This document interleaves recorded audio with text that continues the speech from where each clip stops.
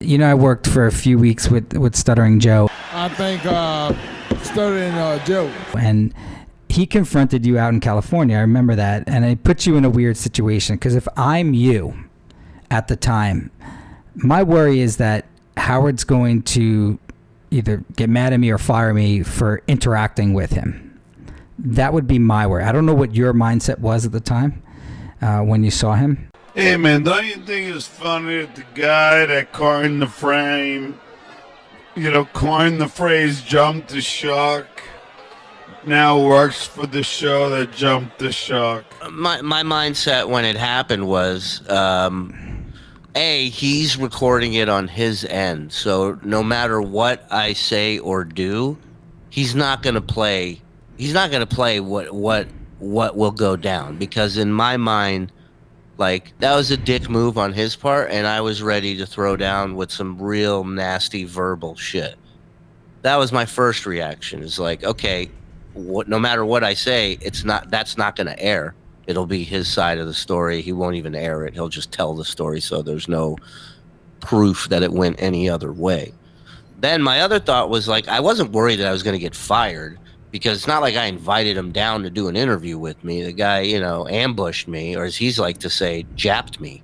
And so my initial reaction was like, I don't want to give him this. He needs this, right? This is, nobody else is interacting with him, and he's trying to push my buttons to get me to react, and I'm like, it's not going to happen. So it was more about me, not my job. There's nothing that I would have been responsible for, because if they were to call me in and say, why the fuck are you talking to him? I could say, watch the tape. The guy bum rushed me, puts me on camera. I'm entitled to talk shit and defend myself if I want to, but I just thought for him, he would benefit so much more if I danced with him, if I responded, if I interacted in any way.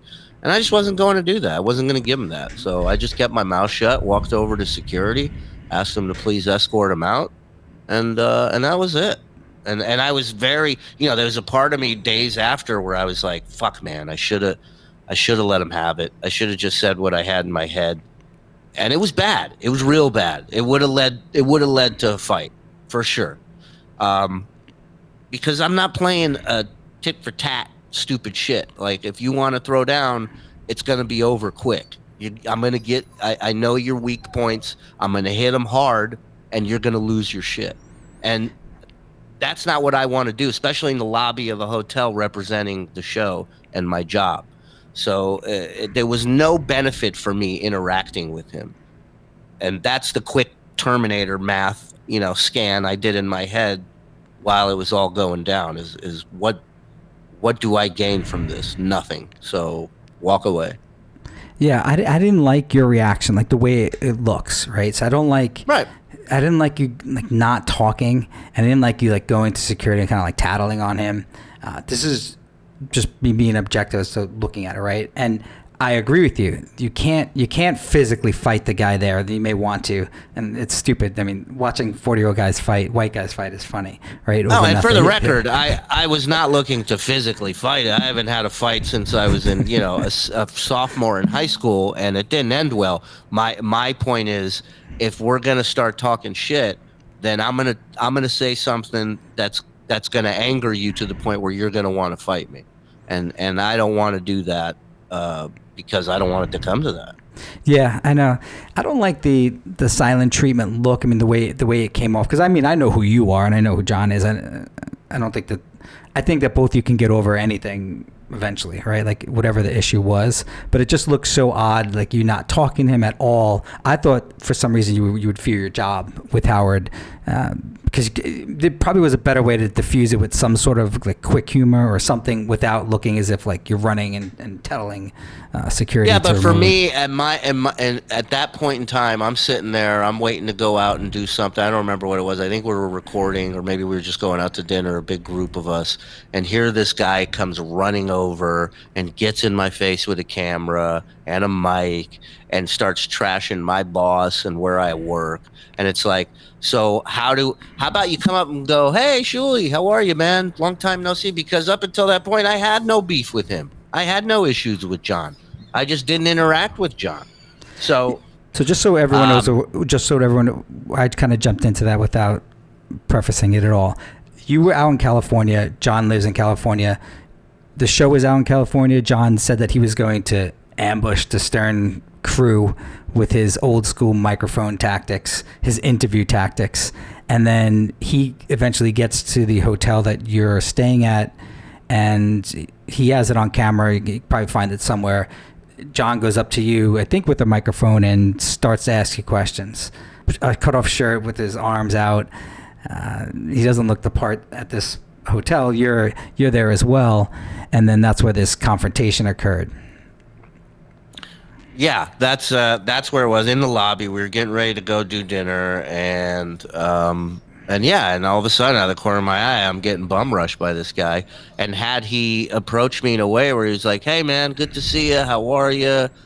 But he was confrontational with me right out the gate, probably because, he probably figured nobody would talk to him, so he's got one shot. Might as well make it count and see what happens.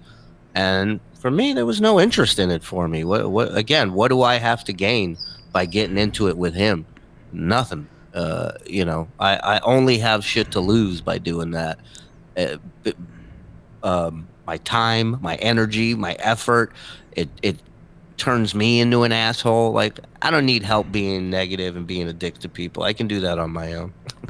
Prior to that, was there any conflict that you two had? No, none at all. None at all. I helped him years ago in Vegas when he came out and did stand up with Artie, and he left his video at the hotel, his VHS cassette that he used to play before his stand-up set of all his old interviews, and he left it at the hotel. And I went back to the hotel and dealt with the management and front desk and got it back and mailed it back to him. I was always cool with everybody there. Still am. Yeah, and I remember listening to his podcast leading up to that, and that was going to be his stand. A lot of people think that they can go back to what they were doing as part of an organization. So John was great doing the interviews, but obviously most of them were written by somebody else, and he's part of a production that's putting it part of the show. Yeah, I mean, I don't know, man. I mean, regardless of people writing the questions for him, he still did a great job going out and having the balls to ask those questions, and you can't take that away from him. That being said, nobody wrote impressions for me. Nobody wrote embeddeds for me. Like, this was stuff that I did on my own, that I learned on the job, and it's a different set of skills we have. But we're both a part of history, so that's cool. I don't know. Those sound like fighting words, my friend. Oh, yeah. Yeah. Stand back, dude.